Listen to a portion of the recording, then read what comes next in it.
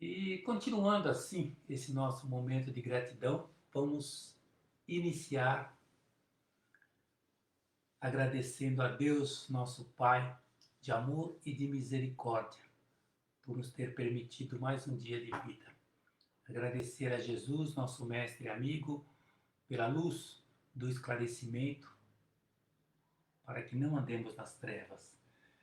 Também agradecer a Maria de Nazaré, por estender seu manto de amor e de misericórdia sobre todos nós, almas aflitas, neste momento grave de pandemia que passamos.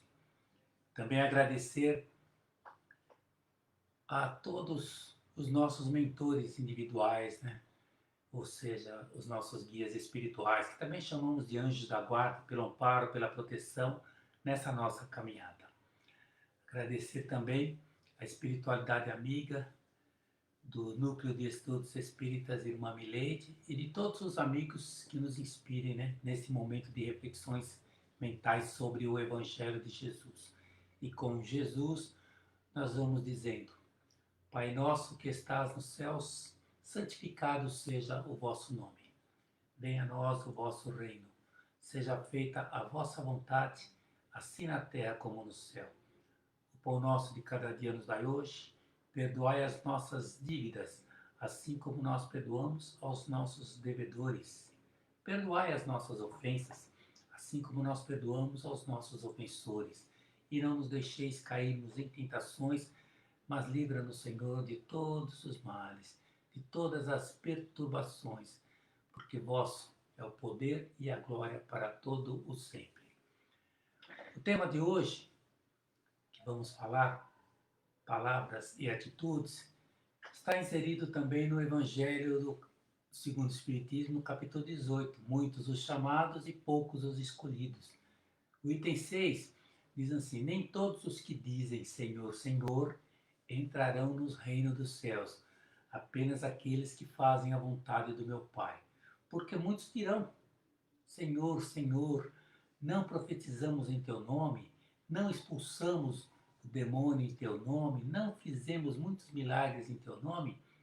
E Jesus lhes dirá em altas vozes: afastai-vos, pois de mim, vós que fazeis obras de iniquidade. Isso está em Mateus, no capítulo 7, versículo 21.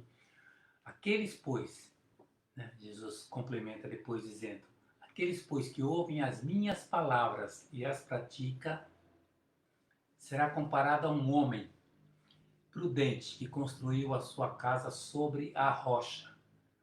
Caiu a chuva, os rios transbordaram e sopraram os ventos sobre aquela casa, e ela não caiu, não ruiu, por estar edificada na rocha. Mas quem ouve e não a pratica as minhas palavras, se assemelha àquele homem insensato que construiu sua casa na areia. Quando a chuva caiu, veio a chuva, né? Transbordaram os rios, sopraram os ventos e a casa foi derrubada. E foi grande a sua ruína. Continuando em Mateus, no capítulo 7, versículo 24. E também está em Lucas, no capítulo 6, versículo 46. Então, os que reconhecem a missão de Jesus dizem: Senhor, Senhor, mas de que serve chamar de mestre o Senhor se não lhe seguirem os preceitos? Serão cristãos os que honram com atos exteriores de devoção e ao mesmo tempo sacrificam ao orgulho, ao egoísmo, à cupidez e a todas as suas paixões? Serão seus discípulos os que passam os dias em oração e não se mostram nem melhores, nem mais caridosos, nem mais indulgentes para com seus semelhantes? São questões que surgem para a nossa reflexão. Não, porquanto do mesmo modo que os fariseus, eles têm a prece nos lábios e não no coração. Então o reino de Deus é para os que são bons e caridosos. Então não adianta a multiplicidade de palavras e a genuflexão, né, de Jesus. O caminho único é o da prática sincera da lei de amor e de caridade. Então o Espírito Hamed, através do Francisco do Espírito Santo Neto, né, através do Espírito Ramelli, tem um livro chamado Renovando Atitudes. E ele utilizou esse capítulo 18 e essas palavras de Jesus no seu livro. E aí ele traz um capítulo chamado Palavras e Atitudes, que é o tema da nossa live de hoje. Então ele diz assim, que os bons dicionários definem comunicação como um ato ou efeito de transmitir e receber mensagens, que envolve duas ou mais pessoas. É o processo de permutar conceitos, gestos, ideias ou conhecimentos, falando, escrevendo, ou através de símbolos, né? Simbolismo de sinais e expressões.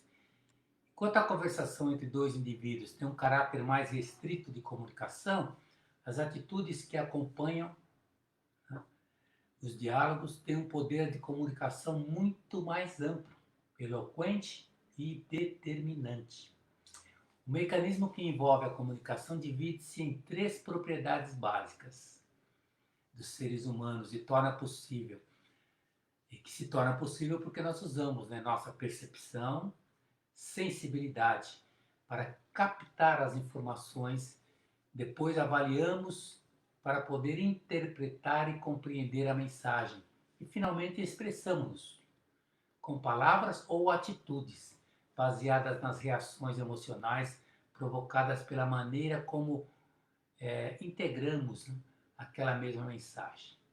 As circunstâncias existenciais de nossa vida de relação são o resultado das nossas atitudes interiores. Precisamos prestar atenção, mas também por aquelas que absorvemos entre os conteúdos simbólicos inconscientes e subentendidos na chamada comunicação além da comunicação convencional. Jesus considerou a importância da palavra aliada ao crer quando disse: não vos afeteis de orar muito em vossas preces, como fazem os gentios que pensam ser pela multidão de palavras que serão atendidos. Então o mestre disse assim que não seria pela multidão de palavras que nossas súplicas seriam atendidas, mas que os sentimentos silenciosos seriam fatores essenciais, ou seja, a sinceridade provida da vontade firme, da intensidade e determinação unidas à convicção seriam, consequentemente, a forma ideal para os nossos pedidos e apelos à divindade. O simples pedido labial não tem a mesma potência do pedido estruturado em pensamento, concretos e firmes atitudes interiores. Dizer por dizer, Senhor, Senhor, não nos dará permissão para ingressar no reino dos céus, como disse Jesus, né? Mas somente entrarão aqueles que fazem a vontade do meu Pai. Isso quer dizer, os que usam o desejo, o empenho como alavancas propulsoras em suas palavras e solicitações. Os estudiosos dos comportamentos dizem que todos nós, desde a infância, nós recebemos, através da comunicação, um maior ou menor desenvolvimento psicoemocional, essencialmente dentro de casa. Os pais, irmãos ou fora da família, dos tios, primos, avós e amigos. Então, agem sobre nós, proporcionando recursos valiosos e determinantes sobre o nosso modo de pensar e atraem pessoas e coisas ao nosso redor.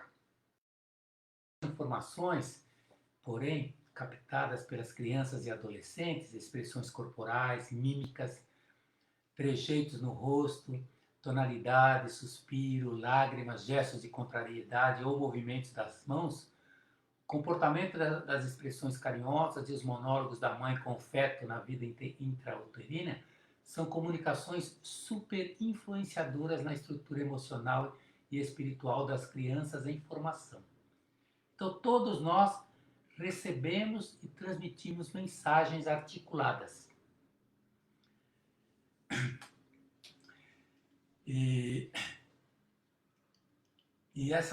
Constantemente, ou retemos ou não essas mesmas informações.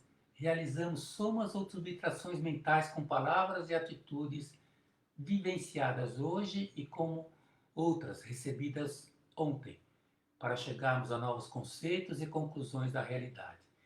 Então, reconstituímos ocorrências passadas, antevemos fatos futuros, iniciamos e alteramos processos fisiológicos na intimidade de nosso organismo, com nossas afirmações verbais, sejam elas negativas ou positivas. Assim compreendemos que a palavra tem uma importância inegável. Ela cria vínculos de natureza mental, emocional e psicológica. Altera o intercâmbio psíquico espiritual e atua na formação de nossa personalidade por meio da interação, palavras e atitudes. Em síntese, o poder da palavra em nossa vida é fundamental. Se observarmos a reação de nossas afirmações e atos, descobriremos que eles não retornarão jamais vazios, mas repletos de material emitido. Segundo Mateus, uma frase que ele diz assim, por nossas palavras nós seremos justificados e por nossas palavras nós seremos condenados. Pois os diálogos são pensamentos que se sonorizam e criam campos de energia condensada dentro e fora de nós. Reformulemos, se for o caso, as comunicações ou atitudes que recebemos na infância e se porventura foram severidade e rispidez, se nos menosprezaram com mensagens negativas constantes, repetitivas e depreciativas, poderão ser elas a razão de nossos sentimentos de inferioridade, rejeição e agressividade compulsória. Então, diz Hamed, não diga, por exemplo, que dia horrível, simplesmente porque está chovendo. A dramaticidade é um dos fatores traumáticos de nossa existência.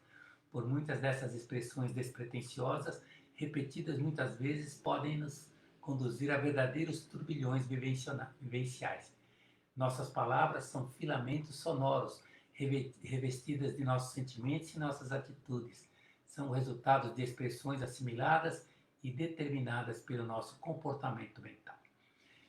Então, eu me lembro até daquela historinha que passava lá do Lipe, né, do leão, e o Hard, a hiena, que ele falava assim, ó dia, ó mês, ó azar, era um baixo astral danado. E o leão sempre estimulando, vamos lá, não desanime. Mas ele falava, ó dia, ó azar, né? Então, nós temos uma mensagem do Sérgio Biagi Gregório, que ele fala sobre atitude e comportamento. Como será o nosso comportamento, dependendo das nossas atitudes? Nós vamos ao centro espírita para termos a reflexão mais acurada sobre a tão falada reforma íntima, entendida por nós como mudança de comportamento. Mas o conceito de atitude e comportamento, nós desenvolveremos ideias sobre a percepção, a formação das atitudes e o comportamento e a possibilidade de mudança do nosso modo de pensar e de agir. O conceito de atitude significa uma maneira organizada, coerente de pensar, sentir, reagir em relação a grupos, questões e outros seres humanos, ou mais especificamente, a acontecimentos ocorridos em nosso meio. Então, Kardec diz que é um dos conceitos fundamentais da psicologia social. Então, ele faz uma junção entre opinião, que é o comportamento mental e verbal, e a conduta, que é o comportamento ativo, e indica o que interiormente estamos dispostos a fazer. As atitudes dependem da experiência que tem da situação a qual deve fazer face. Podemos dizer que é a predisposição a reagir a um estímulo de maneira positiva ou negativa. Então, o comportamento, nós usamos a forma reflexiva, portar-se, né, e com o prefixo com, que denota assim, de um modo global, de levar-se, portar-se. Então, é o conjunto organizado das operações selecionadas em função das informações recebidas do ambiente, através dos quais o indivíduo integra as suas tendências. Em sentido mais geral, designa a mudança, o movimento ou a reação de qualquer entidade ou sistema em relação a seu ambiente ou situação.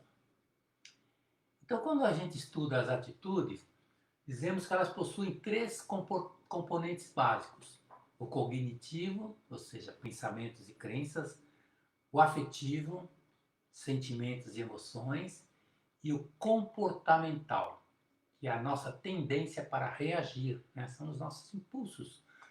A atitude está formada quando esses componentes se encontram de uma maneira interrelacionada, que os sentimentos e tendências reativas ficam coerentemente associadas com uma maneira particular de pensar em certas pessoas ou acontecimentos.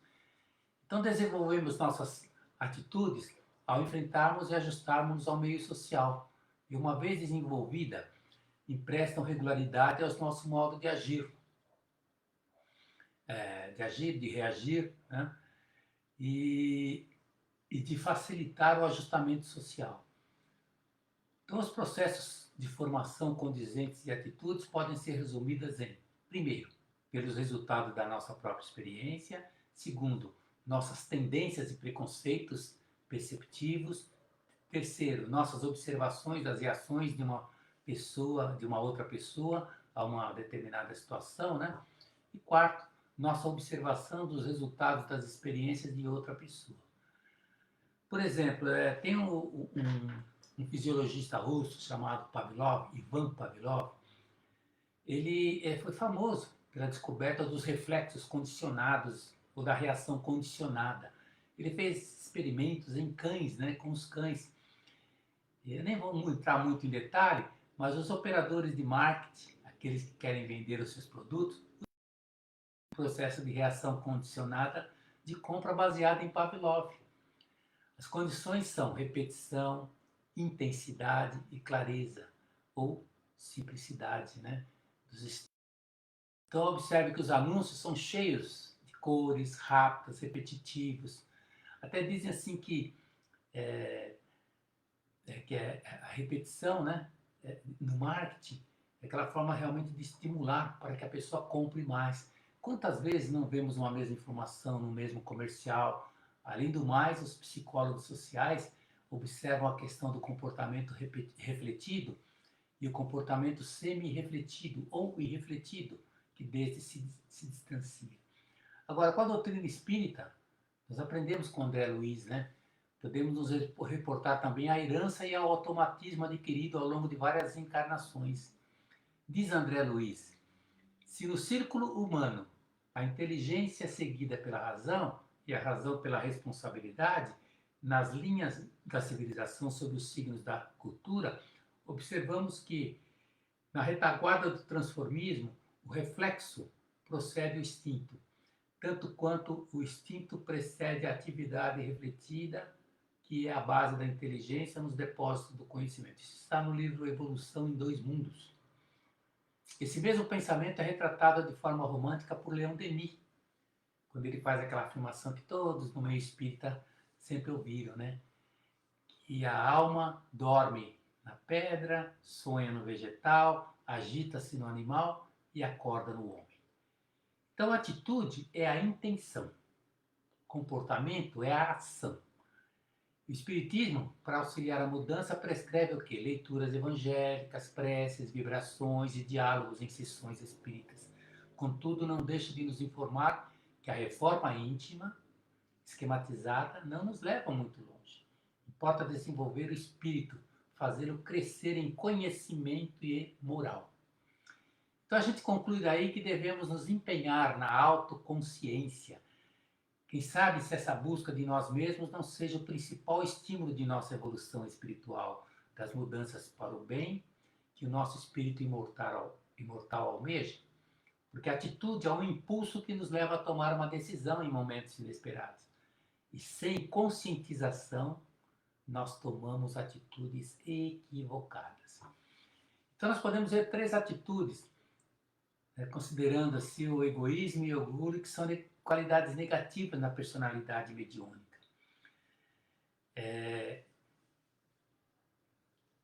E ela vai fazer o quê na personalidade mediúnica? Obscurecer a palavra da esfera superior, compreendendo-se que o bem é a condição inalienável para que a mensagem edificante seja transmitida, sem mescla. Examinemos então essas três atitudes, o egoísmo, o orgulho e o bem, em alguns quadros e circunstâncias da vida. Na sociedade, o egoísmo faz o que quer, o orgulho faz como quer e o bem faz quanto pode, acima das próprias obrigações. No trabalho, o egoísmo explora o que acha, o orgulho oprime o que vê e o bem produz incessantemente. Na equipe, o egoísmo atrai para si, o orgulho pensa em si e o bem serve a todos. São atitudes diferentes, né? Na amizade, o egoísmo utiliza situações, o orgulho clama por privilégios e o bem renuncia ao bem próprio. Na fé, o egoísmo aparenta, o orgulho reclama e o bem ouve. Na responsabilidade, o egoísmo foge, o orgulho tiraniza e o bem colabora. Na dor alheia, o egoísmo esquece, o orgulho condena e o bem ampara. No estudo, o egoísmo finge que sabe, o orgulhoso não busca saber e o bem aprende sempre para realizar o melhor. Então, Emmanuel trouxe essas mensagens no livro Seara dos Médiuns e ele traz uma orientação bem clara para todos nós. O egoísmo e o orgulho são dois corredores sombrios, inclinando-nos em toda parte ao vício e à delinquência, em angustiantes processos obsessivos. Só o bem é capaz de filtrar com lealdade a inspiração divina, mas para isso é indispensável não apenas admirá-lo e divulgá-lo. Acima de tudo é preciso querê-lo, praticá-lo com todas as forças do coração. Então, em Mateus, no capítulo 13, versículo 4, em Marcos também, em Lucas, no capítulo 8, versículo 4, Jesus falou assim: um semeador saiu a semear. Parte da semente caiu ao longo do caminho. Os pássaros vieram e a comeram. Outra parte caiu em solo pedregoso e nasceu, logo porque a terra era pouco profunda. Porém, logo que o sol nasceu, queimou-se e secou por falta de raízes. Outras caíram entre os espinhos, e os espinhos cresceram e a sufocaram. Outras, enfim, caíram em terra boa. Desenvolveram-se e deram frutos 100 por 1, 60 por 1 e 30 por 1. Aquele que tem ouvidos, ouça. Então o semeador semeia o que? A palavra. Alguns que estão à beira do caminho apenas ouvem, mas suas tendências, suas atitudes, tiram a palavra nelas semeadas. O solo pedregoso são aqueles ouvintes da palavra que acolhem com alegria, mas não têm raízes, são inconstantes. Creem até certo ponto e na hora da aprovação abandonam. Entre espinhos, ouvem a palavra, mas no caminho são sufocadas pelos cuidados, pelas riquezas, pelos prazeres da vida. Assim os frutos não amadurecem. Agora, na terra boa, são aquelas pessoas que ouvem a palavra com coração reto e bom, retém-na e dão frutos pela perseverança. Então, Kardec representa as diversas maneiras para aproveitar os ensinamentos do Evangelho, que são palavras de vida eterna. Aliás, Emmanuel tem um livro, Palavras de Vida Eterna também, né? Então, temos as incrédulas, que acham que é a letra morta, temos os indiferentes, temos diferentes categorias de espíritos. Os que se apegam apenas aos fenômenos materiais, outros que só buscam o brilho das comunicações espirituais. Então ele sintetiza os caracteres predominantes nas almas. Os indiferentes são os que estão à beira do caminho. Os inconstantes são os do solo pedregoso. Acolhem com alegria, mas abandonam na hora da aprovação. Os imaturos, que são aquelas sementes, entre os espinhos, focados pelos cuidados e riquezas e prazeres. E os perseverantes, que são a terra boa. Ouvem a palavra com o coração reto e bom para retê-las e boa vontade para transformá-las em obras. Então é por isso que no capítulo 8 do Evangelho segundo o Espiritismo, bem-aventurados os puros de coração, pois verão a Deus, fala da verdadeira pureza e mãos não lavadas. Não é o que entra pela boca que contamina o homem, mas o que sai da boca, né, do homem, pois o que sai da boca procede do coração. São os maus pensamentos, as más palavras, né, palavras de calúnia, palavras de maledicência. Então a pureza do coração é inseparável da simplicidade e da humildade, porque exclui o que? O orgulho e o egoísmo. Então a pureza de coração não é só nos atos do pensamento, no pensamento também. Por isso é que nós sempre recebemos a advertência. Prudência no pensar, no falar e no agir. E sempre ouvimos, ouve muito e fala pouco, faz bom uso dos sentidos, pois tens apenas uma boca e Deus te deu 2 ouvidos. Né? Então é por isso que nós ouvimos Paulo de Tarso falar, né? Não vos enganeis, as más conversações corrompem os bons costumes. E Chico, né, tanto naquela historinha da Água da Paz, quando ele ouvia as palavras das pessoas criticando, e a mãe falou, não, filho, toma a água da paz.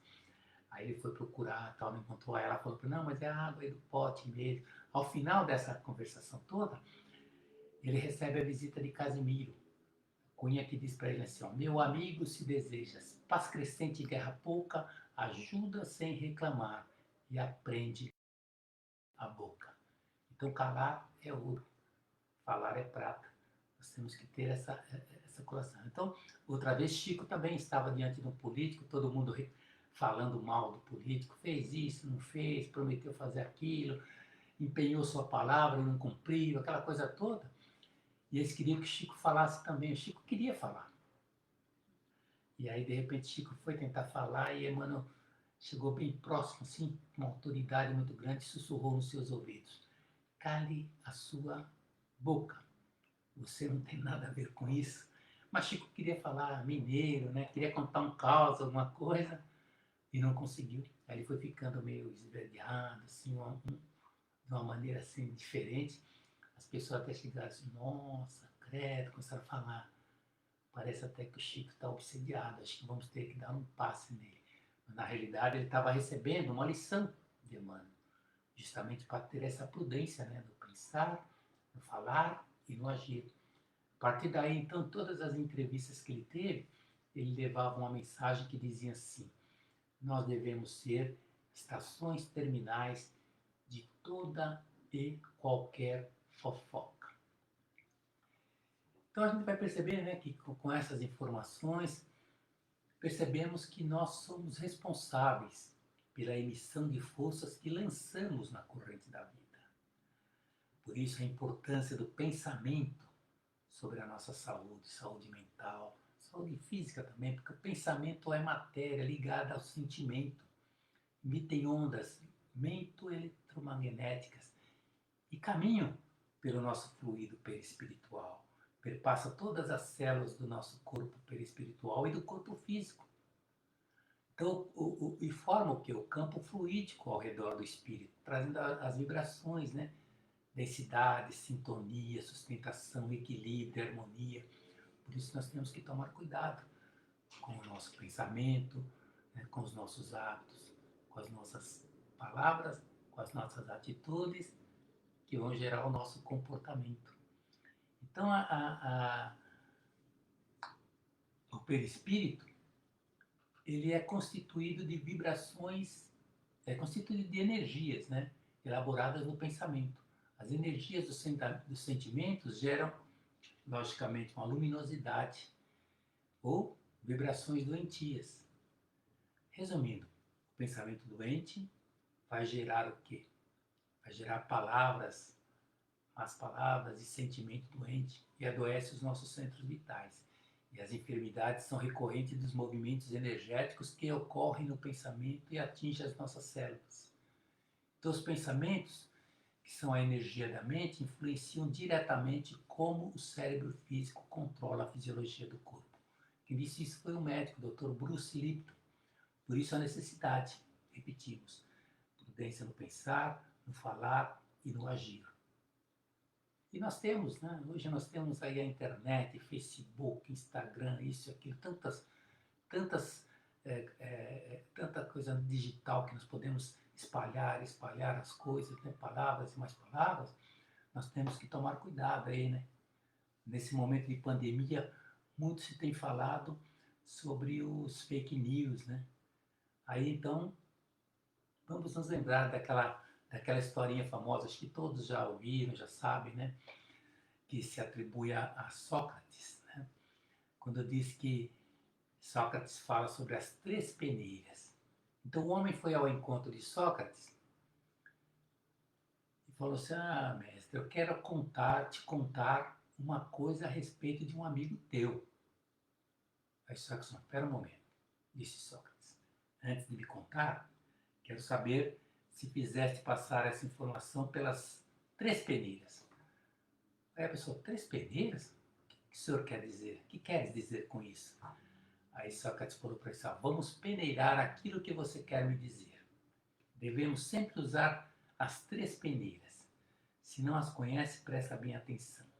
A primeira é a peneira da verdade.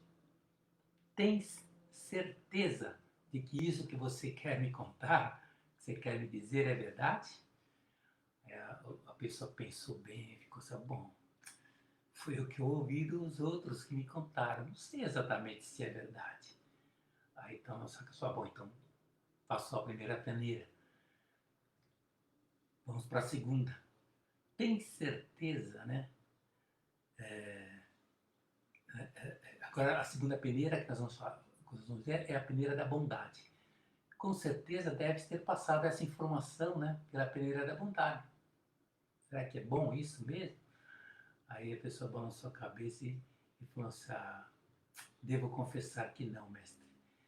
Aí, bom, então vamos para a terceira peneira. A terceira peneira é a utilidade. E aí ele faz a pergunta. Pensaste bem se é útil o que viesse me contar desse meu amigo? Aí ele falou assim, útil na verdade não é, mestre. Então disse-lhe o sábio, se o que queres me contar não é verdadeiro, nem bom e nem útil, é melhor que você guarde para você mesmo, apenas para ti. Moral da história, se as pessoas usassem esses critérios, seriam mais felizes. Passá-los adiante, né? Sem passá-los adiante, seriam muito mais felizes e usariam seus esforços e talentos em outras atividades, antes de obedecer a esse impulso, né? a essa atitude impensada, né? De simplesmente passá-los adiante.